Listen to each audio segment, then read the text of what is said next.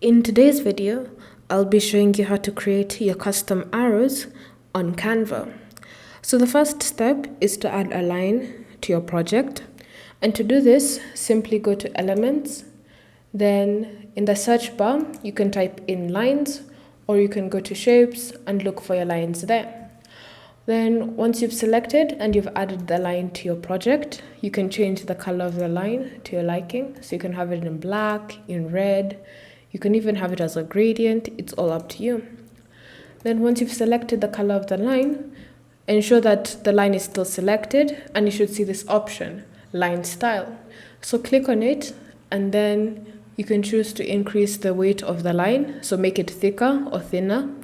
Then once you're done, you should also see two options, line start and line end.